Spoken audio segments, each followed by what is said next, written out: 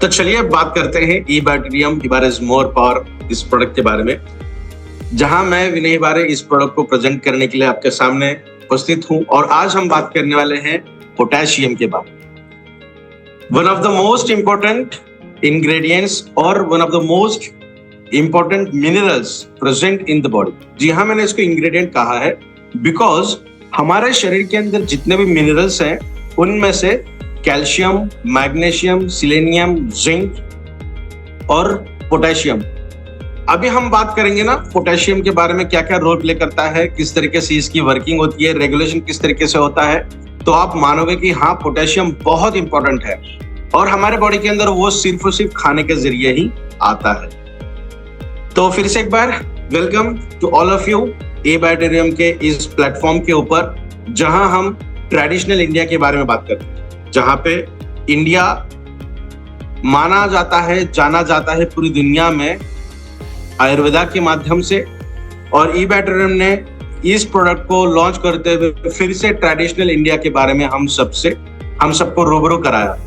तो यह हमारा उत्तरदायित्व है कि हम भी देखेंगे कि हाँ, इस प्रोडक्ट के अंदर क्या ऐसी खूबियां हैं जो हमें नेचुरल तरीके से हीलिंग करने का काम करते हैं। तो सबसे पहले ये देखते हैं हम, हमारा जो शरीर है, जिस तरीके से आज हम वर्किंग करते हैं ना, जिस तरीके से हमारी भागदौड़ भरी जिंदगी आज है, तो ये शरीर नामक जो गाड़ी है ये बहुत थक चुकी होती है, बहुत थकती है, बहुत वर्किंग होता है इसका, और इसे सही माध्यम से हीलिंग हम नहीं दे पाते।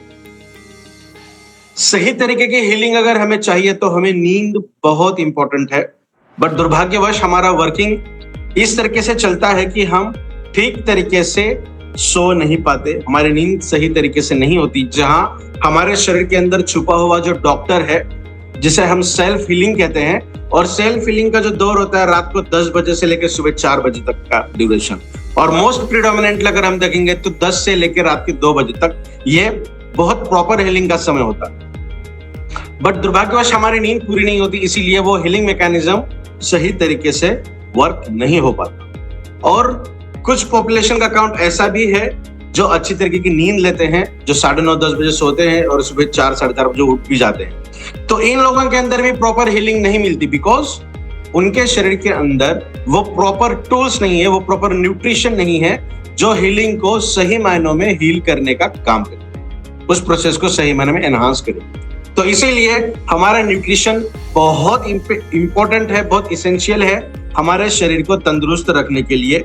और जो खाना हम पहले खाते थे वो दवाई के जैसा काम करता था, बट आज की डेट में हम जो खाना खा रहे हैं वो स्लो पॉइजन के तहत काम करता है। वो उतना सटीक नहीं है, उसके अंदर उतनी न्यूट्रिशनल क्वालिटी नहीं है जो हमारे शरीर की रिक्वायरमेंट को फुलफिल कर सके। तो इसीलिए हमें न्यूट्रिशन के ऊपर ध्यान देना बहुत इंपॉर्टेंट है। जिस मिनरल के ऊपर आज हम बात करने वाले हैं, अगर हम मिनरल की बात करेंगे तो हमारे बॉडी के अंदर कुछ ऐसे डिसीजेस हैं, डिसऑर्डर्स हैं जो मिनरल्स की वजह से होती है, जिसके ऊपर भी हम बात करेंगे। बट बहुत सारे मिनरल्स हैं, उनके अंदर से एक हमने आज चुना है, दैट इज पोटेशियम, जिसे हम साइंटिफिकली क्या कहते हैं। ये थोड़ा सा फोन यहाँ पे रह गया है। तो अगर हम बात करेंगे मिनरल, यहाँ पे हमने वही दिखाया था कि हमारे शरीर के अंदर बहुत सारे डिसीजेस एंड डिसऑर्डर्स होती हैं, तो उसे ओवरकम करने के लिए हम दवाइयों का सहारा लेते हैं। बट दवाइयां सबसे पहले, आज अगर हम पोस्ट पैंडेमिक की ड्यूरेशन की बात करेंगे तो मोस्ट प्रोबेबली लोगों का जो रिझाव है वो आयुर्वेदा की तरफ बढ़ा हुआ है। तो इसीलिए हम एलोपैथिक को थोड़ा सा प्रोटेक्ट करते हैं, थोड़ा सा उसे हम दूर रखते हैं। Allopathic medications are 11th hour medications. जहां पे कोई चीज काम नहीं करती है या फिर बहुत अर्जेंसी है, वहां पे हमें उसका सहारा लेना अनिवार्य है। अगर लॉन्ग टर्म ड्यूरेशन की अगर हम बात करेंगे एलोपैथिक इंडस्ट्री की या फिर एलोपैथिक मेडिकेशंस की, तो उसके कुछ साइड इफेक्ट्स हमें देखने मिलते हैं, जिसके ऊपर हमने काफी बार बात भी की है। तो इसीलिए हम मूव कर रहे हैं हमारे बॉडी के न्यूट्रिशंस के ऊपर, जहां पे न्यूट्रिशन से हम बहुत बेहतरीन तरीके से बहुत सारे डिसीजेस एंड डिसऑर्डर्स को हम बॉडी से दूर रख सकते हैं और बॉडी को प्रोटेक्ट भी कर सकते हैं। बहुत सारे डिसीजेस एंड डिसऑर्डर्स न्यूट्रिशन की, प्रॉपर न्यूट्रिशन की वजह से बॉडी से बाहर भी निकल सकते हैं। तो पोटेशियम यह मोस्ट कॉमन पॉजिटिव आयन है हमारे शरीर के अंदर, जो इंट्रासेलुलर है। इसका मतलब हमारे सेल के अंदर यह पाया जाता है। अगर हम बात करेंगे ब्लड रिपोर्ट की या फिर ब्लड एनालिसिस की, तो ब्लड के अंदर पोटेशियम की मात्रा देखी नहीं जाती, बट वहां अगर हमने मेंशन किया कि ब्लड रिपोर्ट या फिर ब्लड एनालिसिस हम कर रहे हैं, सीबीसी काउंट कर रहे हैं या फिर जो भी एनालिसिस कर रहे हैं, उसके अंदर अगर हमने उनके ये कहा कि आरबीसी का भी एनालिसिस करिए, तब हमें ये पता चलेगा कि उसके अंदर पोटेशियम की मात्रा कितनी है, मैग्नीशियम की मात्रा कितनी है। बिकॉज ब्लड के अंदर पोटेशियम नहीं है, बट आरबीसीज के अंदर है, that is red blood cells, उसके अंदर हमें पोटेशियम देखने मिलता है। मतलब ये इंट्रासेल्युलर मिनरल है, सेल के अंदर ये पाया जाता है, ना कि सेल के बाहर। तो ये हमने यहाँ पे दिखाने का प्रयास किया कि ये सेल के अंदर पाया जाता है, सेल के बाहर नहीं। और सेल के अंदर अगर हम देखेंगे तो ऑलमोस्ट 90% से भी ज्यादा, 95% से भी ज्यादा ये हमें सेल के अंदर देखने मिलता है। एंजाइम्स के अंदर ये बहुत शानदार तरीके से वर्क करता है। लगभग 200 से भी ज्यादा एंजाइम्स के सिंथेसिस के अंदर पोटेशियम का काम हमें देखने मिलता है। यहां पे आप देखेंगे कि ये एंजाइम है, एंजाइम के एक्टिव साइट पे कोई मॉलिक्यूल जाके बाइंड होता है, और यहाँ पे हमने सबस्ट्रेट बताया, सबस्ट्रेट एंजाइम के साथ अगर आता है तो एक कॉम्प्लेक्स बनता है और आगे जाके ये अलग तरीके का प्रोडक्ट को फॉर्म करता है। प्रोडक्ट फॉर्म होने के बाद फिर से एंजाइम से सबस्ट्रेट अलग निकलता है और प्रोडक्ट अलग निकलता है। ये एक जनरल मैकेनिज्म हमारे शरीर के अंदर होता है। फॉर एग्जाम्पल, इस प्रोडक्ट का अगर हम प्रोटीन समझेंगे तब भी ये इसी तरीके से वर्क होता है। प्रोटीन को फॉर्म करने के लिए एंजाइम्स चाहिए, और उसके साथ उस एंजाइम को एक्टिव करने के लिए बहुत सारे मिनरल्स, बहुत सारे ऐसे कंटेंट की जरूरत पड़ती है। और लगभग 200 से भी ज्यादा ऐसे एंजाइम्स हैं जहां एंजाइम्स को एक्टिवेट करने के लिए पोटेशियम की जरूरत हमें पड़ती है। तो आप समझ सकते हैं कि ये कितना इंपॉर्टेंट हमारे बॉडी के लिए है। कुछ बायोकेमिकल इसके फंक्शंस हम देखते हैं। तो सबसे पहला फंक्शन जो है वो है रेस्टिंग फेज।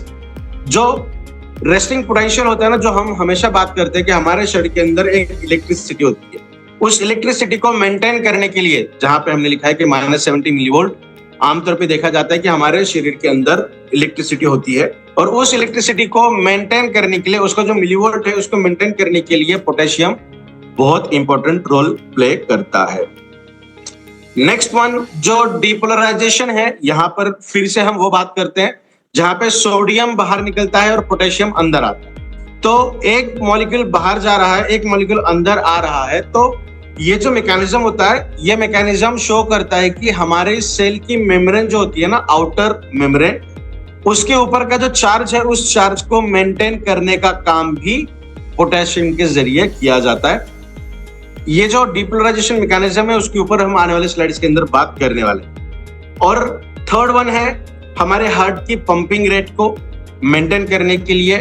जी हाँ, ब्लड को जो सर्कुलेशन है उसको मेंटेन करने के लिए भी पोटेशियम का इंपॉर्टेंट रोल, बहुत इंपॉर्टेंट रोल है। जहां पे ब्लड प्रेशर की अगर हम बात करेंगे, पोटेशियम अगर है तो ब्लड का जो प्रेशर है वो मेंटेन्ड तरीके से काम होता है, बिकॉज ब्लड ग्लूकोज रेगुलेट करने का भी काम पोटेशियम करता है, अल्कोलाइसिस का भी काम करता है, और उसका कॉन्सेंट्रेशन अगर ज्यादा हुआ तो इफ्लक्स मैकेनिज्म भी काम करता है। तो पोटेशियम शरीर के अंदर रहना बहुत इंपॉर्टेंट है।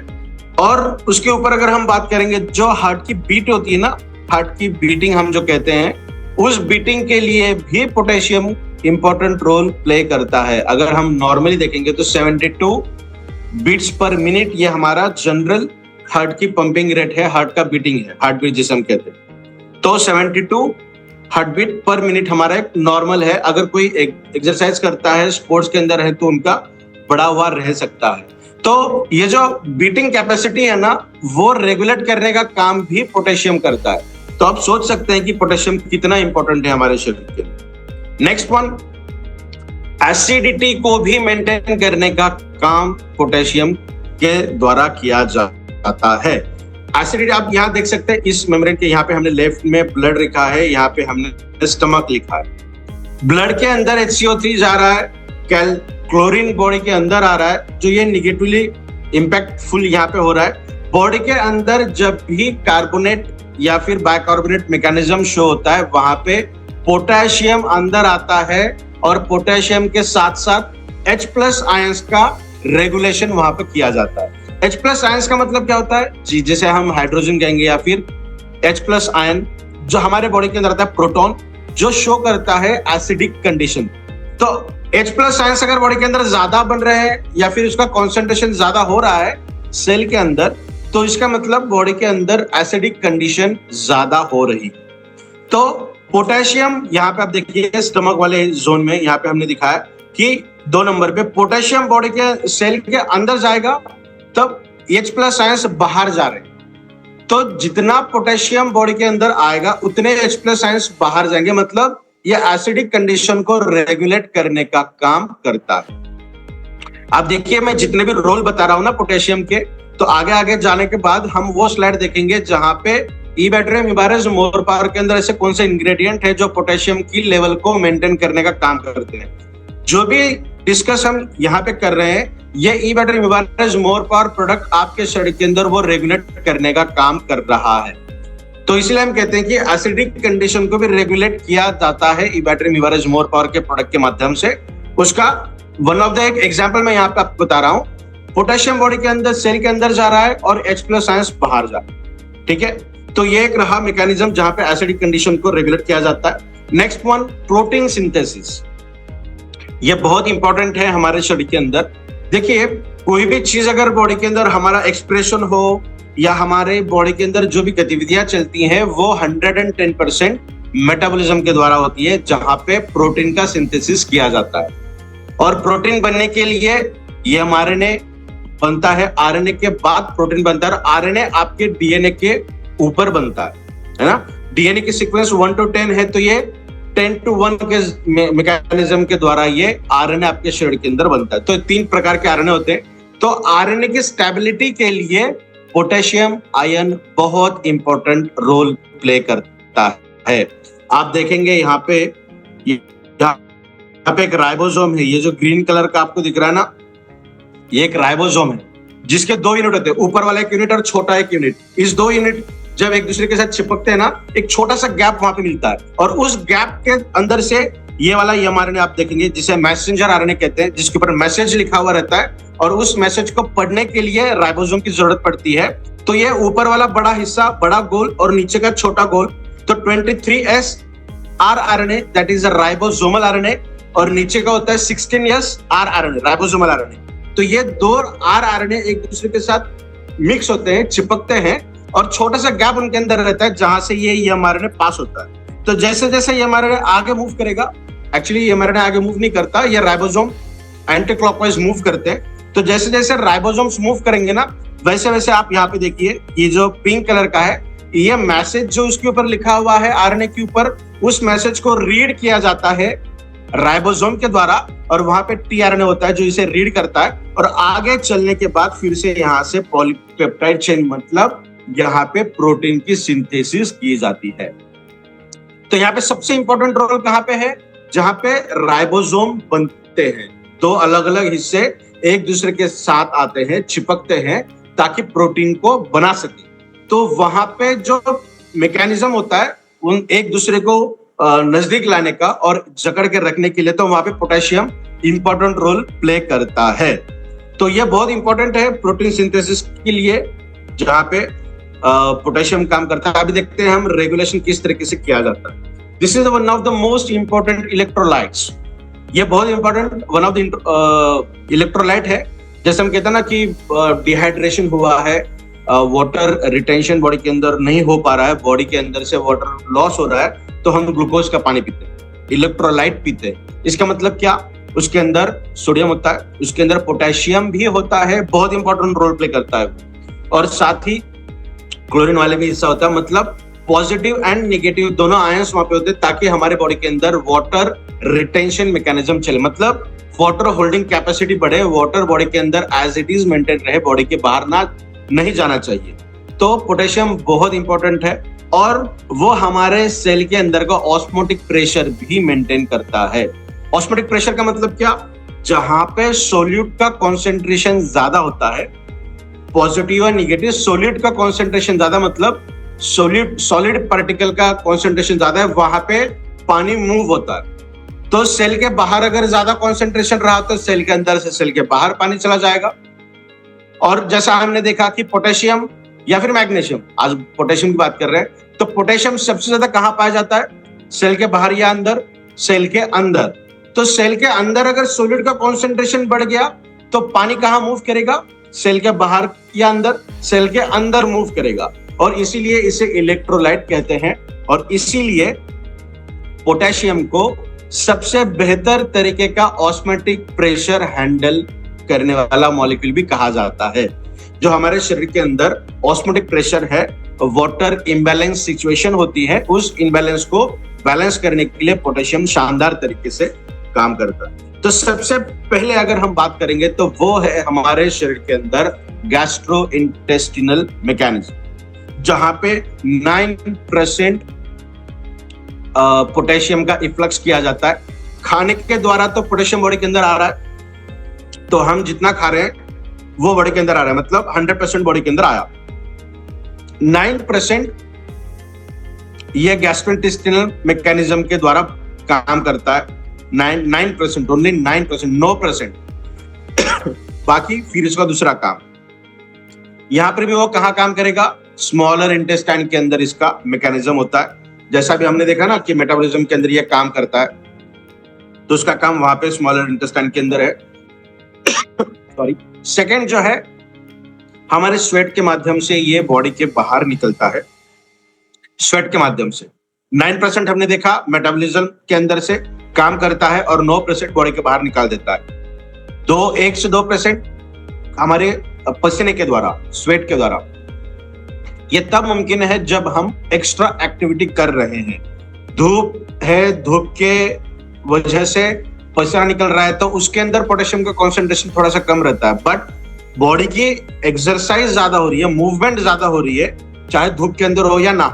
बट जिसे हम कहते हैं ना कि एक्सरसाइज, बॉडी के अंदर की मूवमेंट अगर ज्यादा हो रही है, वो वाला पसीना जब निकलता है तो उसके अंदर पोटेशियम का कॉन्सेंट्रेशन महज 1 to 2% निकलता है, ज्यादा नहीं। और सबसे इंपॉर्टेंट जो काम करता है वो होता है हमारे किडनी के अंदर। इसीलिए पोटेशियम या फिर कोई भी मिनरल की अगर हम बात करते हैं ना, तो सबसे पहले किडनी और उसके बाद हमारा हार्ट, ये 2 मेजर ऑर्गेनल होते हैं जहां पे इनका इम्पैक्ट हमें देखने मिलता है। तो सबसे ज्यादा अगर इम्पैक्ट कहीं देखने मिलता है तो वो होता है हमारे किडनी के ऊपर। तो पोटेशियम का काम हमारे ब्रेन के अंदर, नर्व्स के अंदर तो है ही, हमारे ब्लड कैपिलरीज के अंदर जो प्रेशर है ब्लड का, उसके अंदर तो डेफिनेटली ये काम करता ही है। नेक्स्ट में अगर हम देखेंगे, इसके ऊपर बात करने वाले हम इंसुलिन के ऊपर। इपिनेफ्रिन एंड नॉरएपिनेफ्रिन, ये हमारे ब्रेन के अंदर के कुछ हार्मोन्स हैं जो ब्रेन कंट्रोलिंग के अंदर भी काम करते हैं और हमारी सेल सिग्नलिंग के अंदर काम करते हैं। एक सेल दूसरे सेल के साथ कम्युनिकेशन करती है ना। मैं ब्रेन के अंदर की न्यूरोट्रांसमीटर्स की बात नहीं कर रहा हूं, हमारी बॉडी के अंदर जो जनरल सेल है वो उसके साथ वाले सेल के साथ कम्युनिकेशन करती होगी ना। हमने कोई चीज खाई, खाने के बाद मेटाबॉलिज्म हो गया, मेटाबॉलिज्म के बाद एनर्जी बनी या फिर कुछ मॉलिक्यूल्स ऐसे वहां से निकले, जैसे फॉर एग्जांपल कोलेस्ट्रॉल जो हमारी मेम्ब्रेन के अंदर चाहिए, तो पेट के अंदर से मेम्ब्रेन के पास जाने के लिए कोई तो लेकर जाता होगा।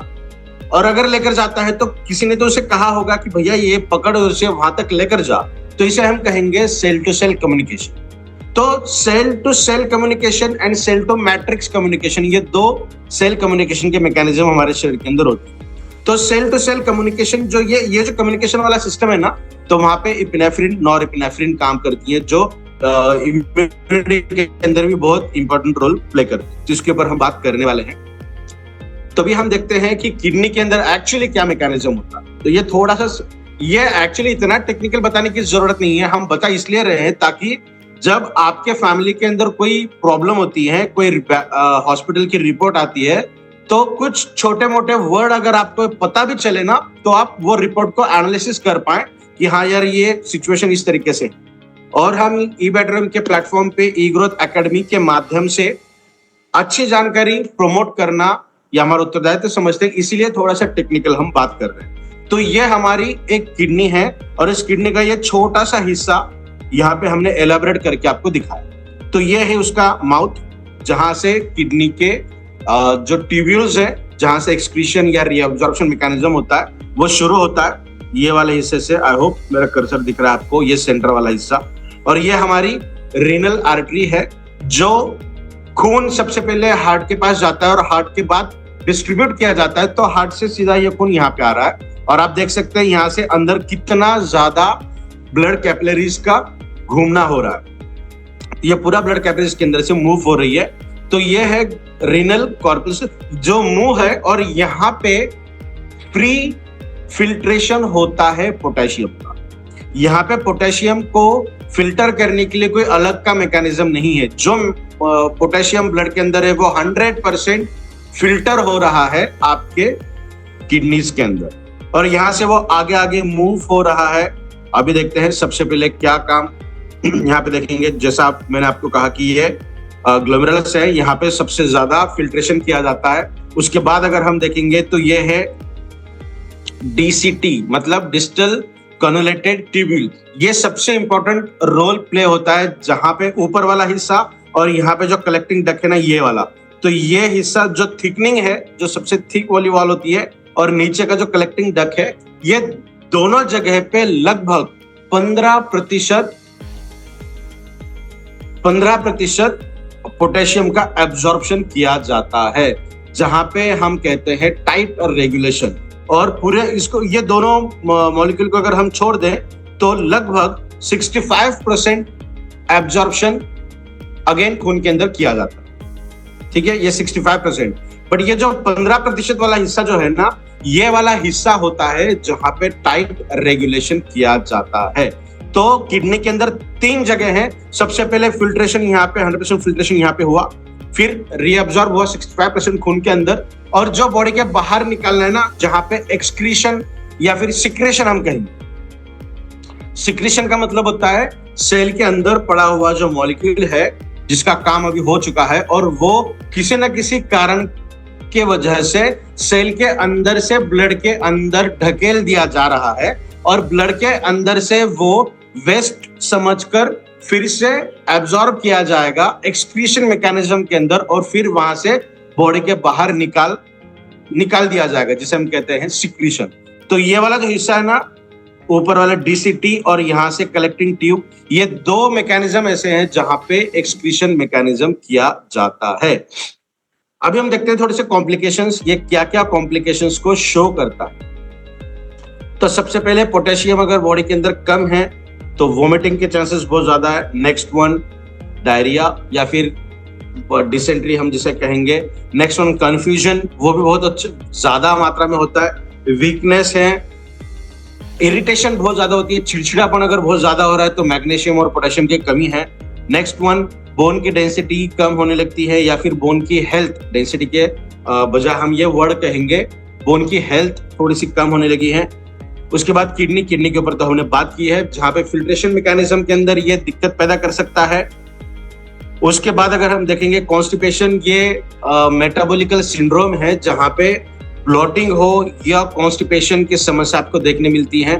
फिर से मैं ये कहूंगा कि अगर पोटेशियम कम है बॉडी के अंदर तो आपको वाटर की क्रेविंग होती है, भूख लगने की संभावना होती है, उसके ऊपर भी बात करने वाले हैं।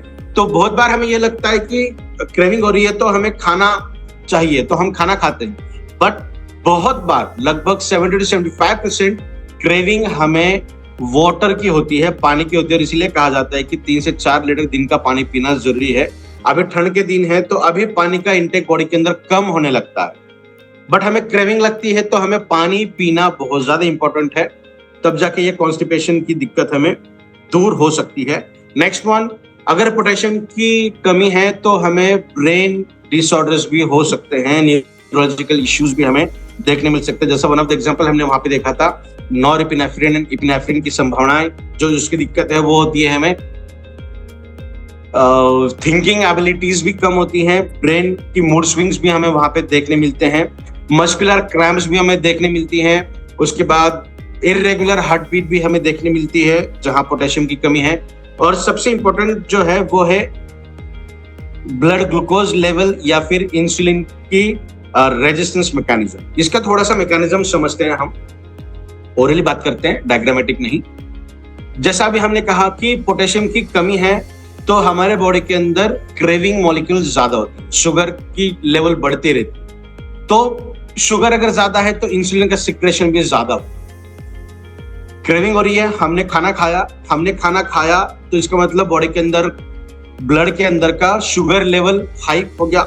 शुगर लेवल अगर बढ़ता है तो बॉडी इंसुलिन का सिक्रेशन ज्यादा करेगी। तो ज्यादा मात्रा में अगर इंसुलिन का सिक्रेशन होने लगा रेगुलर बेसिस पे तो इंसुलिन रेजिस्टेंस मैकेनिज्म देखने मिलता है। तो इंसुलिन रेजिस्टेंस मैकेनिज्म अगर है तो बॉडी के अंदर जो फूड हम खा रहे हैं वो ब्लड के अंदर शुगर लेवल तो एक्सेस मात्रा में है और इंसुलिन काम नहीं कर पा रहा है वहां पे, तो वो जो शुगर है या फिर वो जो खाना है वो कन्वर्ट होगा हमारे बॉडी के अंदर फैट के माध्यम, दैट इज अ ट्राइग्लिसराइड्स। तो अगर ट्राइग्लिसराइड के अंदर उसका सैचुरेशन होने लगा तो ब्लड कैपिलरीज के अंदर ट्राइग्लिसराइड जाके बैठते हैं और ब्लड का प्रेशर को बढ़ाते हैं, जिसे हम कहेंगे बीपी। तो जो लोग ब्लड प्रेशर की मेडिकेशन से रेगुलर बेसिस पे और लॉन्गर ड्यूरेशन से ले रहे हैं उनके बॉडी के अंदर किडनी रिलेटेड प्रॉब्लम होने के चांसेस हैं। साथ ही साथ उनके बॉडी के अंदर पोटेशियम की डिप्लीशन भी होने के चांसेस हैं, पोटेशियम की मात्रा कम होने के चांसेस हैं। और अगर हम इनडायरेक्टली बात करेंगे तो हम कह रहे हैं कि शुगर लेवल बढ़ रहा है तो डायरेक्टली बॉडी के अंदर इंसुलिन की रेजिस्टेंस मैकेनिज्म शो हो रही है। बॉडी के अंदर इंसुलिन रेजिस्टेंस होने लगा तो हमें बाहर से इंसुलिन लेने की जरूरत पड़ सकती है। तो पोटेशियम कितना इंपॉर्टेंट है आप समझ सकते हैं। डायरेक्टली अगर मैं बात करूं तो यह किडनी के ऊपर सबसे पहले असर करता है। नेक्स्ट वन, इसके असर हमें देखने मिलते हैं डायबिटीज के अंदर और जिसे हम कहते हैं डायूरिटिक पेशेंट, डायूरिटिक अगर है तो उनके अंदर भी इसके कॉम्प्लिकेशन हमें ज्यादा देखने मिलते हैं। और थर्ड, दैट इज हार्ट के ऊपर भी इसकी दिक्कत हमें देखने मिलती है। तो अगर ट्राइग्लिसराइड के अंदर इसका कन्वर्जन हो रहा है हमारे बॉडी के अंदर, जो एक्सेसिव फैट है, तो हमारा वेट गेन होगा। और हम चाहे कीटो डाइट ले रहे हैं या फिर कोई और तरीके का मैकेनिज्म हम यूज कर रहे हैं डाइट को या फिर वजन को कम करने के लिए, और आपके खाने के अंदर पोटेशियम की मात्रा ठीक नहीं है, तो आप चाहे कितनी भी तरीकों के मैकेनिज्म्स यूज करिए, आपका वेट कभी भी कम नहीं होगा। वेट लूज करने के लिए पोटेशियम की मात्रा अच्छी होना बहुत जरूरी है। तो ये तो रहा इसके कॉम्प्लिकेशंस। अभी बात करते हैं इबैड्रियम हिबारिस मोर पावर के अंदर क्या क्या ऐसे इंग्रेडिएंट्स है जिसके अंदर से पोटेशियम की मात्रा हमें सही मात्रा में मिलती है। तो ये तो आलमंड, रॉयल जेली, खजूर, ये बहुत आमतौर पे हैं, हम जो खाते हैं उसके अंदर से हमें देखने मिलता है। सबसे इंपॉर्टेंट है यहाँ पे अगर हम बात करेंगे दैट इज वाटरमेलन। तरबूज के अंदर बहुत अच्छी मात्रा में देखने मिलती है जिसके जो सीड्स होते हैं उसके अंदर, और वो बहुत इंपॉर्टेंट इंग्रेडिएंट है हिबारिस मोर पावर का, जो आपको आपके बॉडी के अंदर पोटेशियम की मात्रा को रेगुलेट करने का काम करता है। नेक्स्ट वन, कोकोनट, ये भी बहुत शानदार तरीके से काम करता है। जो पेटेंटेड बहुत सारे इंग्रेडिएंट ऐसे जो गिने चुने हमने यहाँ पे लिखे हैं। यह है Ashwagandha, one of the patented ingredient. Again curcumin C3, one of the patented ingredient. BioPerine, one of the patented ingredients. और सैबरी, ये भी एक पेटेंटेड इंग्रेडिएंट्स है। तो ये 4 पेटेंटेड इंग्रेडिएंट्स हैं जिसके अंदर से पोटेशियम बहुत बेहतरीन तरीके से आपके शरीर के अंदर आता है। अभी आप सोच के बताइए, आप जो खाना खा रहे हैं वो तो हम इतना नाप तोल पे नहीं खा सकते, बट अगर इबैड्रियम हिबारिस मोर पावर सुबह आधा चम्मच और शाम में आधा चम्मच आप खा रहे हो, तो जिस इंग्रेडिएंट के ऊपर हमने बात की है, जिस मिनरल के ऊपर आज हम बात कर रहे हैं, जो पहले हमने की है मैग्नीशियम, वो भी फुलफिल होगा कोई अलग तरीके की चीज ना खाते हुए। साथ ही साथ आधा चम्मच आप इबैड्रियम हिबारिस मोर पावर का सेवन कर रहे हैं सुबह और शाम, तो पोटेशियम की भी मात्रा आपके शरीर के अंदर बहुत सही तरीके से रेगुलेट हो जाएगी। तो आपको अलग तरीके से कोई चीज करने की जरूरत नहीं है। मैं और एक चीज रिकमेंड करूंगा, रोज सुबह एक बनाना भी अगर आप खाते हो तो भी आपके शरीर के अंदर पोटेशियम बहुत अच्छी तरीके से जाता है। बट जो पहले भट्टी के अंदर का बनाना मिलता था ना, हमें केला मिलता था, उसके अंदर बहुत अच्छी मात्रा थी। बट आज केमिकल का इस्तेमाल करते हुए जो रिपन नहीं है बनानास, उनको रिप किया जाता है, सिर्फ आधे से 1 घंटा केमिकल के अंदर डुबो के रखने के बाद, तो उसके अंदर से पोटेशियम की मात्रा उतनी अच्छी नहीं मिलती जितने हमें चाहिए। बट फिर भी अगर एक बहुत पका हुआ केला अगर आपको मिलता है तो रोज एक खाने का प्रयास करिए, वो बहुत अच्छा रहेगा आपके मेटाबॉलिज्म के लिए भी और आपके शरीर के पोटेशियम के कॉन्सेंट्रेशन को रेगुलेट करने के लिए। हिबारिस मोर पावर का सेवन सुबह शाम आपको करना अनिवार्य है, ये अब तक के स्लाइड्स के अंदर मैंने आपको बताया। तो ये तो रहा हमारे पोटेशियम का आज जो मेन सेशन था। अभी बात करते हैं रेगुलर प्रेजेंटेशन जो हम देते हैं कि इसके अंदर एंटीऑक्सीडेंट बहुत बेहतरीन तरीके से है। मैं और एक चीज बताना चाहता हूं, हिबारिस मोर पावर ये आपके डीएनए के अंदर भी बहुत शानदार तरीके से काम करता है।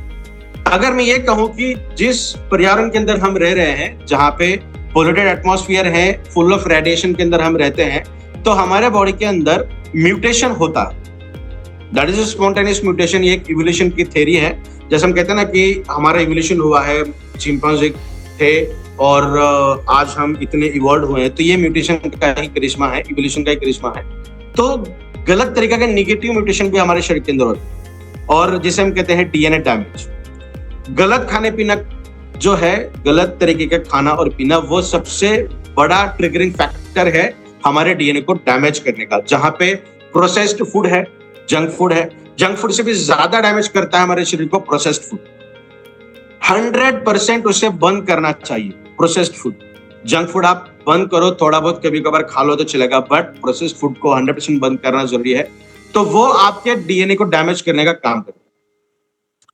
नया रिसर्च ये कहता है कि इसके अंदर जो कोरियन रेड जिनसेंग एक इंग्रेडिएंट है जिसके ऊपर हम बात करने वाले हैं, जो एज एन एंटी कैंसर तो बहुत बेहतरीन तरीके से काम करता ही है, बट वो डायरेक्टली डीएनए रिपेयर मैकेनिज्म के ऊपर काम करता है। हमारे शरीर के अंदर भी डीएनए रिपेयर मैकेनिज्म होता है। अगर मैं ये कह रहा हूं आपको कि प्रोटीन सिंथेसिस हुई है, तो एरर सिचुएशन होती है जहां पे डीएनए के अंदर से प्रोटीन बनते हुए या फिर एमआरएनए जो बनता है ट्रांसक्रिप्शन के अंदर, तो कभी कभार ये भी संभावना हो सकती है कि वो जो आरएनए बना है वो भी कभी कभार गलत तरीके से बना। डीएनए के ऊपर एटीजीसी था तो टी के जगह पे उसने यूरासी लेना था, यू लेना था, बट उसने जी ले लिया क्योंकि दोनों का जो सीक्वेंस है वो सिमिलर है। तो ये भी कभी कभार हो सकता है जो डीएनए डैमेज हो, तो उस डैमेज को रिपेयर करने का भी मैकेनिज्म हमारे शरीर के अंदर ऑलरेडी होता है, डीएनए रिपेयर मैकेनिज्म। तो उस डीएनए रिपेयर मैकेनिज्म के अंदर हिबारिस मोर पावर बहुत अच्छी तरीके से काम करता है। जो नेचुरली मैकेनिज्म हमारे शरीर के अंदर है, उस मैकेनिज्म को और बेहतरीन तरीके से बढ़ाए। Next, targeted DNA repair responses जो है, उसके अंदर भी बहुत शानदार तरीके से हिबारिस मोर पावर का काम देखने मिलता है। Again one of the best ingredient is Korean red ginseng, जो काम करता है डीएनए रिपेयर रिस्पॉन्सेस के लिए, DRR जिसे हम कहेंगे। रिस्पॉन्स अगर मिला तो डीएनए रिपेयर होता है। तो इन दोनों के अंदर भी बहुत शानदार तरीके से काम करता है। एक सेशन हम लेंगे जहां पे डीएनए के ऊपर बहुत बेहतरीन तरीके से हम बात करेंगे।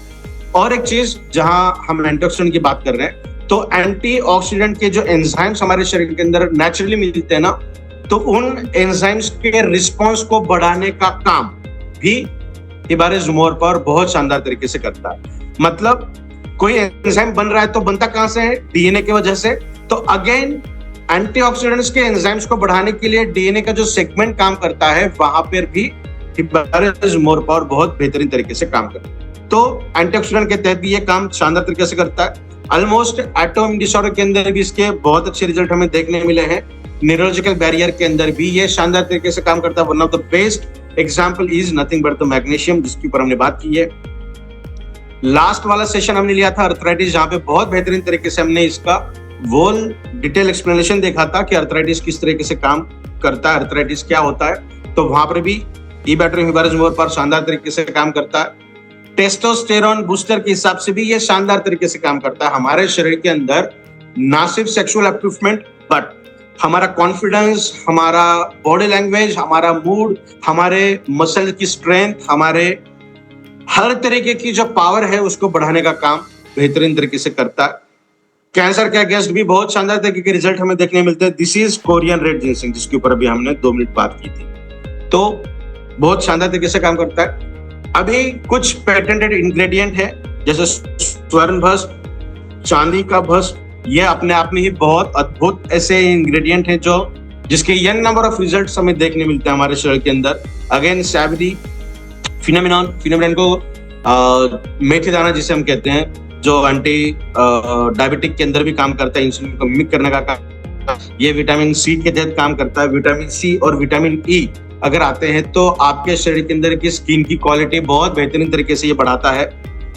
साथ ही टिनोफोलिन ये ब्रेन रिलेटेड डिसऑर्डर्स के अंदर शानदार तरीके से काम करता है। बायोपेरिन ये अपने आप में ही एक अद्भुत इंग्रेडिएंट है जो एब्जॉर्प्शन मैकेनिज्म को शानदार तरीके से बढ़ाता है। शाहगंधा अगेन पेटेंटेड इंग्रेडिएंट, जो अश्वगंधा का पेटेंटेड इंग्रेडिएंट है, जो पोटेशियम का बहुत बेहतरीन स्रोत तो है ही, साथ ही साथ जो इच्छाएं आकांक्षाएं हमारी होती है ना, जो फीलिंग्स होती हैं जिस तरीके की, तो उन फीलिंग्स के ऊपर भी ये शाहगंधा बहुत बेहतरीन तरीके से काम करता है। अगर मैं कहूँ ना कि ईबाटोरियम हिबारिस मोर पावर के बारे में बात करने की जब भी मौका मिलता है तो मुझे ऐसा लगता है कि मैं कितनी ज्यादा इंफॉर्मेशन शेयर करूं आप।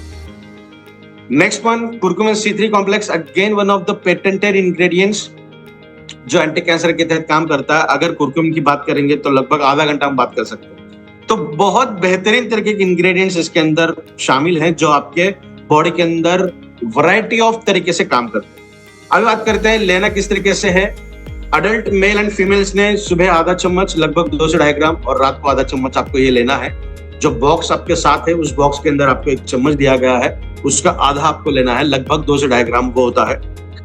5 साल से लेके 15 साल के बच्चों को एक पी साइज जितना हम दे सकते हैं, दाढ़ी एक चने के दाने कितना दे सकते हैं। सुबह दिन में एक ही बार आपको देना है, वो जो ब्रेन के अंदर बहुत शानदार तरीके से काम करता है। हो सकता है कुछ लोगों को इस प्रोडक्ट के सेवन करने के बाद एसिडिटी की संभावना हो सकती है। एसिडिटी के लगभग 500 से भी ज्यादा अलग अलग डिफरेंट इफेक्ट्स हमारे बॉडी के ऊपर दिखते हैं। फॉर एग्जाम्पल आंखों का लाल होना, स्किन के ऊपर रेडनेस होना, स्किन के ऊपर थोड़ा सा खुजली जैसा होना, सीने के अंदर जलन होना, टेम्परेचर थोड़ा सा शरीर का बढ़ना, सर का भारी होना, चक्कर आने जैसा होना, खट्टा पानी आना, तो ये सब एसिडिटी की संभावना है, कोई घबराने की बात नहीं है। एक आज रात में या कल मैं YouTube के ऊपर एक छोटा सा 1 से 2 मिनट का एक वीडियो डालूंगा जहां पे मैं आपको ये बताऊंगा कि एसिडिटी को नॉर्मली किस तरीके से हम कम कर सकते हैं, तो मैं सर्कुलेट भी करूंगा वो। अभी बात करते हैं कि ये हमें किन पेशेंट्स को या किन लोगों को हमें इसे रिकमेंड नहीं करना है। तो सबसे पहले हमें डायलिसिस पे जो पेशेंट्स हैं उनको रिकमेंड नहीं करना है। प्रेग्नेंट वुमन, दूध पिलाने वाली माताएं, इन दोनों को हमें ये रिकमेंड नहीं करना है।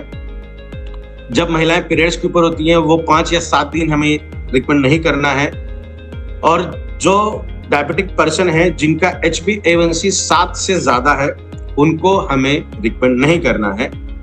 अच्छे रिजल्ट हमें अगर चाहिए तो दिन में सुबह 15 से 20 मिनट, रात को 15 से 20 मिनट चलना अनिवार्य है, बहुत जरूरी है।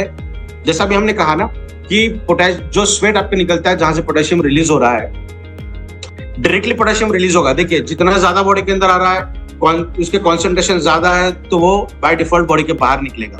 बट कॉन्सेंट्रेशन बॉडी के अंदर ज्यादा नहीं है और आपका दिनचर्या ठीक नहीं है, जैसा भी मैंने कहा ना कि जो मेम्ब्रेन का चार्ज है वो अगर निगेटिवली चार्ज है तो पोटेशियम सेल के अंदर आएगा, सेल के अंदर से बाहर भी जाएगा, अच्छे से रेगुलेट होगा। बट जो चार्ज अगर पॉजिटिव हुआ, पोटेशियम सेल के अंदर रहता है 99%, उसका पॉजिटिव चार्ज है वो कैटायन है, उसके ऊपर पॉजिटिव चार्ज होता है और सेल के मेम्ब्रेन के ऊपर नेगेटिव चार्ज होता है। इसीलिए तो वो कोलैबोरेशन करते हैं कि अंदर से बाहर, बाहर से अंदर आने का काम किया जा सकता है।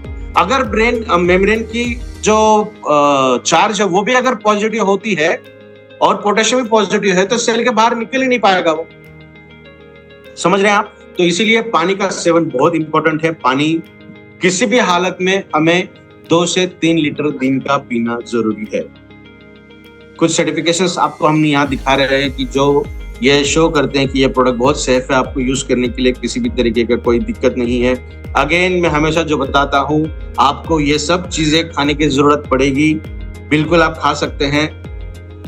आपको हेल्दी लाइफ अगर अटेंड करनी है, हेल्दी रहना है, तो आपको ये सब इसके अंदर जो चीजें गलती से हमसे छूटी है वो भी ऐड करके आप सुबह शाम खा सकते हैं। या फिर ये तो है ही, इसके साथ साथ और ज्यादा मात्रा में ये वाली सब चीजें हैं अगर आपको ये चाहिए तो सुबह शाम सिर्फ आधा आधा चम्मच अगर आप खाओगे तो आपको ये सब चीजें लेने की जरूरत नहीं पड़ेगी। और मैं फिर से एक बार कहूंगा, ई बैटरी विवारिस मोर पावर का सेवन सुबह शाम 2 बार करना बहुत जरूरी है। अगर आपको नेचुरल तरीके से आपकी बॉडी को फिट रखना है और अलग अलग तरीकों के डिसीज डिसऑर्डर से प्रोटेक्ट अगर करना है तो आपको ये डेली बेसिस पे लेना जरूरी है। सभी लोगों का फिर से एक बार मैं थैंक यू कहूंगा, धन्यवाद अदा करूंगा, क्योंकि बहुत सारे आपको विकल्प मिलते हैं, बहुत सारे ऑप्शंस आपको मिलते हैं। उन सब ऑप्शंस को छोड़ते हुए, विकल्पों को छोड़ते हुए आपने ई बैटरी विवारिस मोर पावर को आपका एक हिस्सा बनाया। इसीलिए आपका फिर से मैं धन्यवाद अदा करता हूं।